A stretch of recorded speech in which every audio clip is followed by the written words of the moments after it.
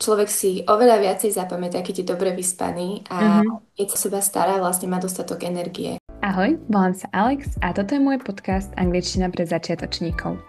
Môjim cieľom je pomôcť vám s budovaním sebavedomia, gramatiky a slovnej zásoby, aby ste sa v anglickej konverzácii konečne cítili ako doma. Toto je miesto, kde si krok za krokom prechádzame základy angličtiny, tipy na učenie a hlavne tipy na zvládnutie anglickej konverzácie s radosťou a bez stresu. Dnes je mojou hostkou moja študentka Lucka, ktorá je výživová poradkyňa a pomáha ľuďom s budovaním vyváženého a zdravého vzťahu k jedlu, aby zdravý životný štýl nebol o obmedzeniach, ale o radosti a pohode. Mne je jej prístup veľmi blízky, pretože si veľmi prajem, aby aj angličtina pre vás bola radosťou a pohodou. No a pozvala som ju do podcastu, aby vám porozprávala o výzvach, ktorým čelila v angličtine, ale aj o tom, ako naše zdravie vplýva na našu schopnosť učiť sa. Si ty možno ani nevieš, že si mi dala jednu z mojich obľúbených recenzií. Pamätáš si, čo si tam napísala? Pamätám si, že som tam písala, že sa menej bojím rozprávať, Aha, že nemám taký stres z angličtiny. To si pamätám, presne. lebo to vo mne tak ako keby najviac rezonuje až doteraz. Mhm. Tá jedna veta z tej recenzie tiež je veľmi silná a tak ako tiež mnou rezonuje. Je to, že vďaka Alex som zistila, že rozhovoru v angličtine sa netreba báť. A to si tým tak úplne vystihla niečo, o čo ja sa vlastne snažím v mojej práci a tie slova so mnou tak ako ostali, že jo, podarilo sa to. A ešte si pamätám, že si mi na hodine hovorila, že sa veľmi dobre cíti, že ako s kamarátkou na káve, pretože tie naše pokeci naozaj boli super a tak nejak sme si asi sadli. Takže by som chcela tak viac vedieť, že kde si začínala s tou angličtinou a aké výzvy si prekonala a ako si sa vlastne dostala do toho bodu, že už sa v tom rozhovore cítiš lepšie. No, úplné začiatky boli vlastne na základnej a strednej škole, ale musím povedať, že ten môj vzťah k jazykom bol veľmi neutrálny a veľmi ťažko sa mi jazyky učili, takže možno preto som k nim nemala úplne kladný vzťah.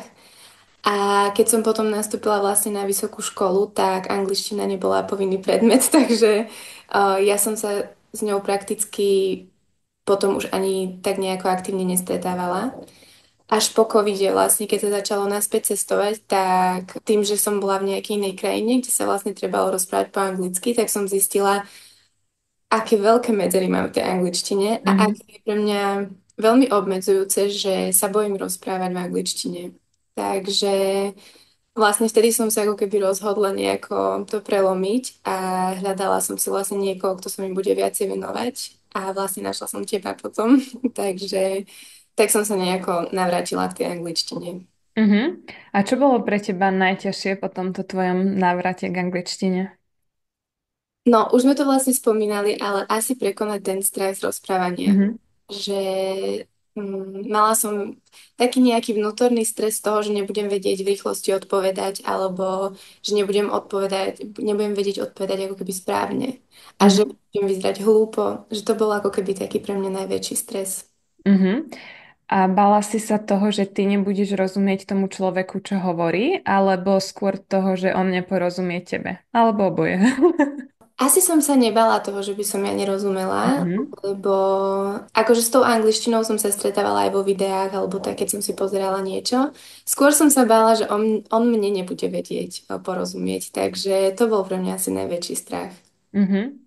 A ako sa ti to potom podarilo prekonať, že určite teda si budovala to sebavedomie aj na tých lekciách, že si tam veľa precvičovala, ale predsa, že máš nejaký taký bod, kedy si si uvedomila, že aha, toto mi fakt pomohlo, alebo wow, teraz už je to lepšie?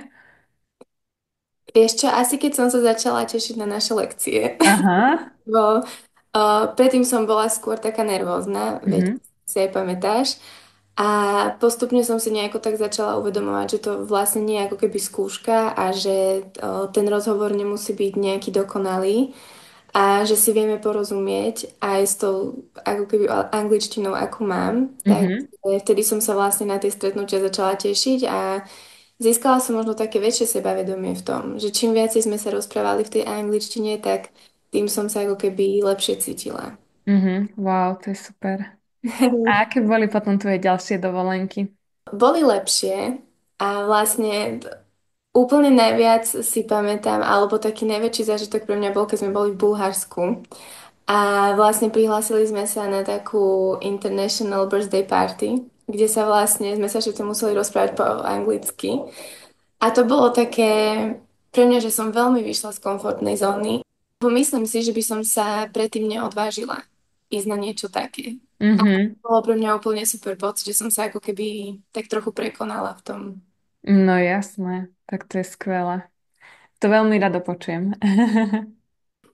A aké boli tvoje ciele s angličtinou a čo ti najviac pomohlo dosiahnuť ich? Ako si sa angličtine venovala okrem našich lekcií?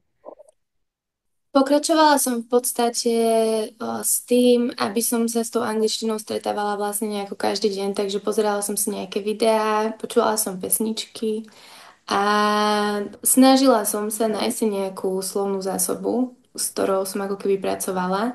Ale musím povedať, že najaktívnejšie som sa tomu venovala práve keď sme sa my dve rozprávali, lebo podľa mňa toto bol pre mňa taký problém, že ako keby rozprávať sa Mhm. lebo inak som ako keby s tou angličtinou nejako tak bola v kontakte, len nikto sa so mnou nerozprával, takže toto bolo pre mňa asi také najpodstatnejšie, by som povedala. Mhm. Ty si výživová poradkyňa a ja som teda lektorka angličtiny.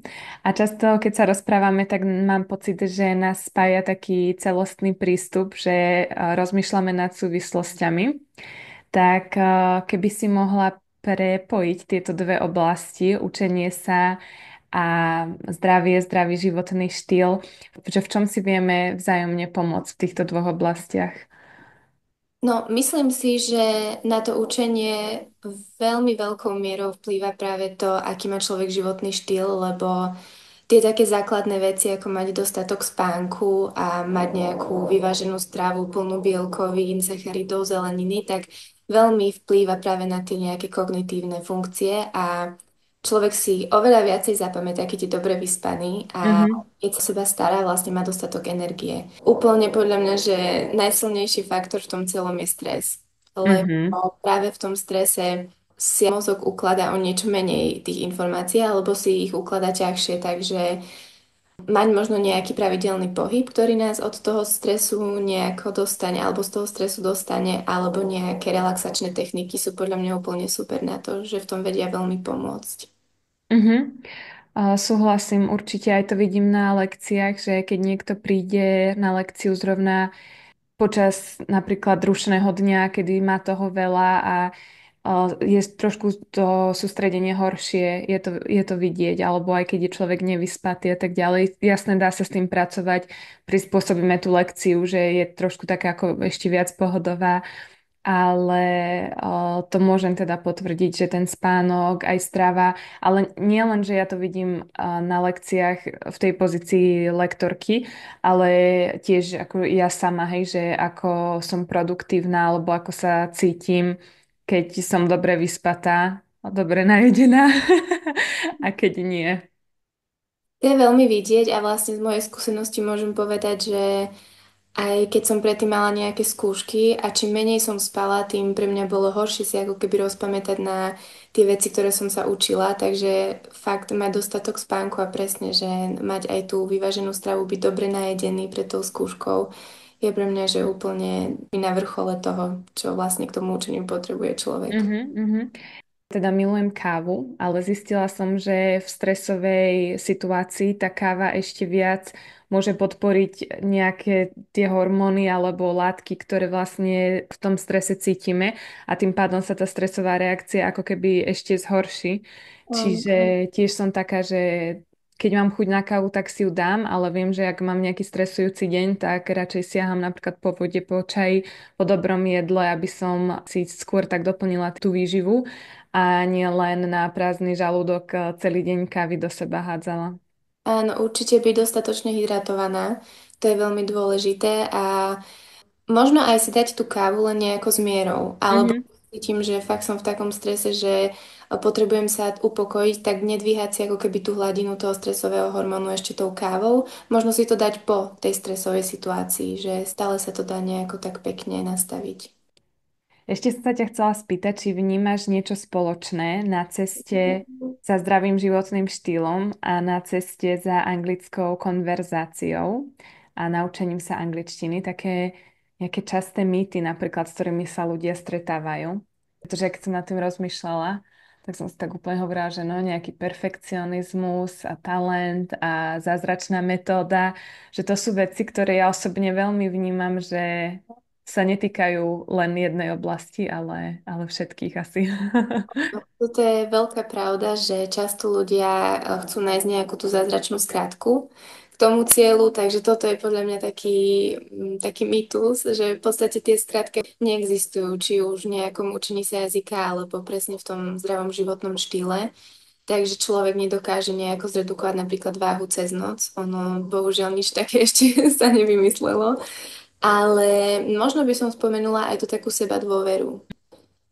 Či už v jazyku si človek myslí, že to nedokáže, že sa nedokáže naučiť ten jazyk, možno už v nejakom veku, alebo presne, že nedokáže sa zdravšie stravovať alebo pravidelne sa hýbať, tak možno toto je taký mýtus, pretože si myslím, že človek sa dokáže naučiť čokoľvek, keď má na to nejaké správne podmienky a nezdá sa pri prvom neúspechu. A tak to Mhm, u mňa je v tom stravovaní a cvičení a celkovo v zdravom životnom štýle. mhm. Ja by som povedala, že je to aj z veľkej miery o tých návykoch a aj o tom, že každý máme inú štartovaciu čiaru, pretože napríklad v tej angličtine tak niekto začína s tým, že má nejakú traumu, vyslovene napríklad zo základnej školy, že tú angličtinu fakt ako nemal rád a možno mu bude trvať dlhšie, kým to prekoná a dostane sa najprv do nejakej neutrálnej pozície a potom aj si ju nejak obľúbi, začne ju aktívne používať a tak ďalej. Kdežto niekto možno vlastne tú angličtinu má rád, má pocit, že mu ide a len si tak ako niečo potrebuje oprašiť a zlepšiť. A to je proste úplne iná cesta. A tak to vnímam aj pri tom zdraví, že je tam tá štartovacia čiara iná, sú tam tie návyky iné a niekto možno potrebuje len tak niečo ako trošku doťuknúť, že pridať trošku lepšiu večernú rutinu napríklad a niekto úplne, že celý životný štýl potrebuje zmeniť. A presne ako si povedal, že neurobi sa za noc ani jedno, ani druhé Áno. a že ja tam veľmi vnímam čaro takej pravidelnosti a vytrvalosti. Určite a individuality. Mhm, Ale s mhm, tým veľmi podľa mňa súvisí aj to, že neporovnávať sa. mhm, Na to som podľa mňa veľakrát natrafila aj u seba, že mhm, som sa často porovnávala s tým, ako iní ľudia super rozprávajú po anglicky, ako im to ide a rýchlo si vedia veci zapamätať a ja taká nie som. Toto ma trošku možno potom dávalo dole, že som mhm. si potom presne strácala tú takú seba dôveru, ale treba si uvedomiť, že naozaj každý je individuálny a ide k tomu svojmu cieľu inou rýchlosťou a je to úplne normálne, takže Mhm, mhm, rozhodne. Ja som sa napríklad aj stretla s tým v mojej praxi, že ľudia ani tak nemali stres z toho cudzinca, s ktorým sa mali rozprávať po anglicky, ale z toho, že pritom budú nejakí kamaráti Slováci, ktorí po anglicky vedia a že čo oni si vlastne o mne pomyslia, že ako ja tu látam tú angličtinu. A to ma napríklad veľmi prekvapilo, keď mi toto niektorí študenti povedali.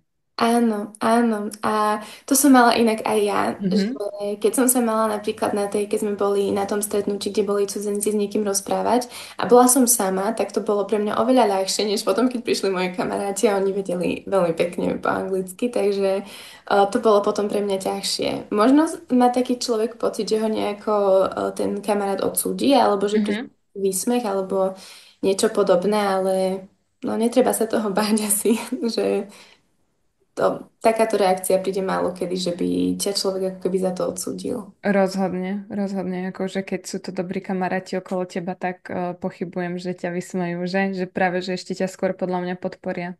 Áno. Hej. A ty si ešte spomínala aj ten individuálny prístup a to sa mi tiež veľmi páčilo, si to doplnila k tej mojej vytrvalosti a pravidelnosti. rešpektovať tak svoje potreby a to svoje tempo. To ma tiež veľmi oslovilo. Áno, áno, je to dôležité, takže netreba na to zabúdať. Mhm. Super, Luci. Je ešte niečo, čo by si na záver poradila poslucháčom? Nejaký jeden tip, ktorý by im pomohol prekonať strach z anglickej konverzácie a naučiť sa po anglicky? Nájsť si niekoho, kto sa s tebou bude rozprávať v tej angličtine a možno niekoho, kto je ako keby nestranný v tomto, lebo ja keď som začínala, tak vlastne mala som aj kamarátku, ktorá ma chcela doučovať angličtinu, len tým, že sme sa poznali, tak ja som z toho mala ešte väčší stres. A tak Mhm. našla v podstate niekoho, s kým som si ten vzťah tvorila, tak to bolo pre mňa jednoduchšie v tomto. Takže nájsť si niekoho, s kým sa môžeš rozprávať, lebo tá prax toho rozprávania by ťa posunie veľmi. Mhm. Súhlasím a ďakujem ti, že si prišla do podcastu a že sme si tu mohli spolu takto pomudrovať o zdraví a angličtine, o mojich dvoch obľúbených témach. Ja ďakujem veľmi pekne za pozvanie. A na záver nám ešte môžeš povedať, ako ťa ľudia môžu nájsť na internete alebo na sociálnych sieťach, ak by chceli ostať s tebou v kontakte. Najaktívnejšia som asi na Instagrame, kde ma Mhm. vlastne ľudia môžu nájsť pod názvom Moje rozhodnutie, Mhm. alebo ma potom kontaktovať cez mailovú adresu. Mhm. Super. Tak, ďakujem a vidíme sa na lekcii. Ďakujem, že ste si vypočuli túto epizódu a ak sa vám podcast páči, budem veľmi rada, ak sa prihlásite na odber a necháte mu dobré hodnotenie.